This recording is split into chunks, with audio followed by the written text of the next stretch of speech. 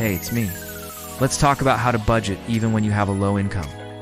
Because whether you are living paycheck to paycheck or simply trying to make the most of your money, learning to stick to a budget can be incredibly helpful. And while it may seem daunting, setting a budget doesn't have to be complicated. So let's get started. Number 1, track every dollar. Budgeting begins with tracking every dollar that comes in and goes out. This means logging all of your income and all of your expenses, so you can see exactly where your money is going. If you earn a regular paycheck, it should be pretty easy to figure out how much you earn each month. It might be a little trickier to keep track of your expenses, but it's important to do this accurately. You don't need any fancy tools to do this. A simple spreadsheet or notebook will do just fine. Just make sure that everything is logged down to the last detail. Once you've tracked your spending for a couple of months, you all start to see patterns emerge. And you will be able to identify areas where you can cut back if needed. Number 2, prioritize your needs over your wants. After you've tracked your spending, it's time to start cutting back in areas where you can, without sacrificing your quality of life. The best way to do this is to prioritize your needs over your wants. Your needs are things like food, clothing, shelter, and utilities. And your wants are things like eating out, shopping, and entertainment. When you're trying to save money, it's important to delay or minimize spending on your wants as much as possible. That doesn't mean you have to give them up entirely, but you may need to cut back for a while until you reach your financial goals. For example, if you're trying to save money, you could cook at home instead of eating out. Or you could find free or low-cost entertainment options instead of going to the movies or shopping. Number 3, create a realistic budget. Now it's time to create a realistic budget based on your income, not your ideal income or expected income. You may not be earning what you want to right now, but that doesn't mean you shouldn't budget as if you were. This is important because it helps you to live within your means and avoid getting into debt. It also gives you something to work towards and helps you to stay motivated when times are tough. Remember that a realistic budget is one that you can actually stick to. So don't try to set overly ambitious goals that you know you can't keep up with. Start small and gradually work your way up as you become more comfortable with budgeting. Number 4, use the 50-30-20 rule. The 50-30-20 rule is a great place to start when creating a budget. This rule states that 50% of your income should go towards needs, 30% should go towards wants, and 20% should go towards savings. However, this rule is on one-size-fits-all. You may need to adjust it based on your own circumstances. For example, if you have high interest rate debt, you may need to allocate more of your budget towards paying it off. Or if you have an unexpected expense, you may need to dip into your savings. If you're on a low income, you may need to allocate more of your budget towards needs and less towards wants and savings. In this case, maybe 70% of your income would go towards needs, 20% towards savings, and 10% towards wants.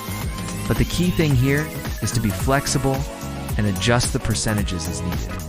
Number 5, build an emergency fund. One of the most important aspects of budgeting is building an emergency fund. An emergency fund is a safety net of sorts that can help you avoid going into debt if you have an unexpected expense. Even if you can only save a little bit each month, say $5, it's important to start saving something because it adds up over time. For example, if you save $5 a week or $20 a month, that's $240 a year. Imagine having that much extra money to use on unexpected expenses or opportunities. It's quite liberating. To build an emergency fund, start by setting a goal of saving around 1 month's worth of living expenses. Then break that goal down into smaller monthly or weekly goals that you can more easily achieve. Automate your savings by setting up a direct deposit from your checking account to your savings account. This way, you won't be tempted to spend the money on anything else. Number 6, cut unnecessary expenses. We all have expenses that we can cut back on if we really need to.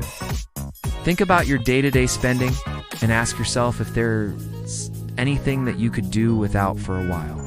Maybe you have a gym membership that you're not using or a subscription service that you do unuse anymore. Cutting back on these types of expenses can free up more of your money to put towards savings or paying off debt. Another way to cut unnecessary expenses is to look for community resources.